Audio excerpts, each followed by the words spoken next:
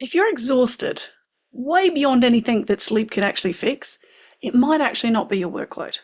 It could actually be that silent workload that we don't really talk about. That invisible job of just managing everything and everyone. That's what I'm talking about today. My name's Tania Davies and I'm the consciousness change agent. The pattern that I'm actually talking about today, let's name it. It's called emotional over-responsibility. When you're actually automatically smoothing, anticipating, fixing, and carrying the emotional the emotional load, I should say, for everyone else, just so things don't escalate, that's part of a trauma response. You're anticipating everyone's needs so that you don't end up as the brunt of all of their emotional reactions. Well, what would happen if all of a sudden things didn't go right, things fell apart? Would it all become your fault? So we do this automatically. We switch to that smoothing and anticipating mode and fix it because eventually we start to realize it's just easier to do it ourselves than to let somebody else step in and take responsibility. So welcome to the emotional over-responsibility. Now, for a lot of women, we just keep the peace. It's something that we've been taught to do. It's safer sometimes than being honest. Trust me on that one. So this is where boundaries come in, but they can feel very dangerous even when they're healthy. Let's talk about this because this emotional over-responsibility pattern actually keeps your nervous system stuck in overdrive.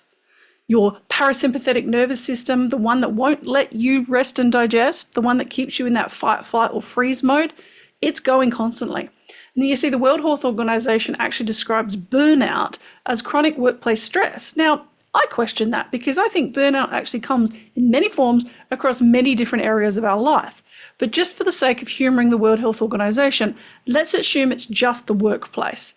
And this is when stress is not successfully managed. That is pretty much most workplaces I know, and certainly all the ones that I've seen to have existed in the past. The research actually links what we call surface acting emotional dissonance, fancy words, with poorer mental health outcomes like anxiety, depression, insomnia. What it's really trying to say is actually that when these needs aren't taken care of by the workplace, when the workload gets too high, when they just keep pushing more and more and more with less and less and less of you, that's when chronic stress kicks in, and that's where the nervous system will actually start to react, and you'll end up finding yourself you're in chronic stress, and that can lead to a lot of other health conditions which we want to avoid. So at the risk of sounding like a negative lady here, what I do want to say though is please remember all of this is fixable. And yes, sometimes it does mean you need to step away from the workplace. That's something I had to do way back when I left the corporate space. I had to retrain and realize that nobody was going to fix this but me. And at the end of the day, we can't actually ask the workplace to fix everything for us. If their target is 100% keeping shareholders happy, you need to realize that you're not now their priority. Doesn't mean it's right, it just is. So that's where personal responsibility needs to come in. You need to step back and ask yourself, is this process working for me? Have I become trapped? Is it just easier to keep going with the flow in terms of the workplace? Because if it is, we need to find that level of bravery for yourself so you can step out into what is your passion. What are you here for? Something that livens you up in a great way. But it will require time for your nervous system to recover.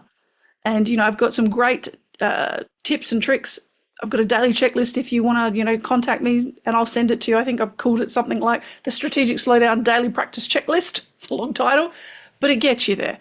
And what I want you to do is realize that you can actually start to switch off that nervous system response by actually implementing super simple boundaries. Very simple to start with, especially if you're not used to it. So let's try a sentence like this. Yes, I can do that. But as a result, it means I'm not available for that. Here's an example. Yes, absolutely. I can definitely take on that extra project. However, which one of these 10 projects that are currently on the go needs to slip away for me to be able to do that new project for you? That's what I commonly use with my last CEO, because he would constantly come into my office late at night. And yes, I did do the late nights all the time before kids, and he'd just pile it on. more and more and more because she's competent, she's capable. She wouldn't dare talk back, surely. Well, I did. And this is one of the things that I could use in my small bubble of the world and my big whiteboard behind me. I would write all the top priority projects I was working on so that the CEO, the executive directors knew that when they walked into my office, the negotiation had to take place because my boundaries couldn't slip. Otherwise, the work slipped, my health slipped. And if you find yourself in that space, let's try it. I can definitely do that, but this will need to go. I'm no longer available for that.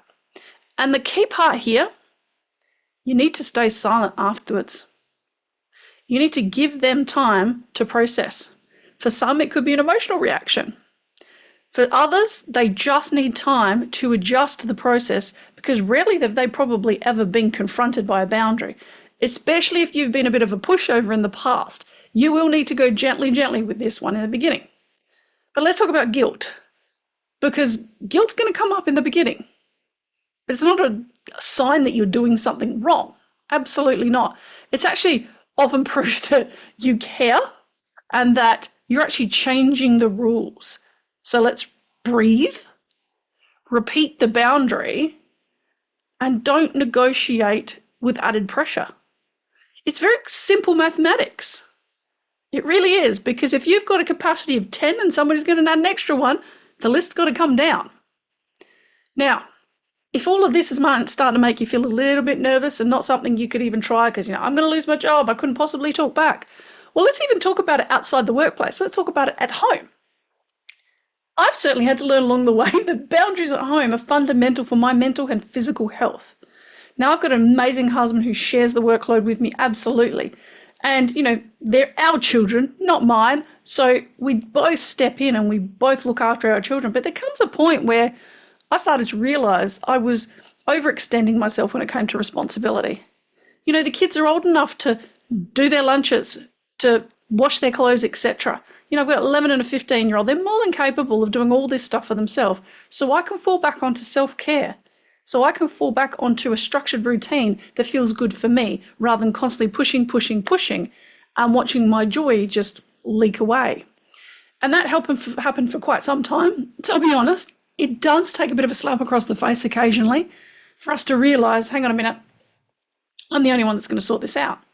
And even though other people will tend to be putting the work on you, you're going to start to realise, hang on a minute, that might have been the reality in the beginning, but I started to do it myself. Along the way, I became that people pleaser. It just became easy to do. I turned into the lone wolf, and here I am. Now I've got the complete over-emotional responsibility for everything. So let's pull back. Let's start to put some boundaries in. And if you really need help working on those boundaries, just DM me, reach out. We can have a great chat about boundaries together. But if you are looking for that checklist, contact me. It's readily available on my website, which is www.taniadavies.com. You'll find all the information in the comments, links, profiles, the usual routine. Thank you for your attention. Look after yourself.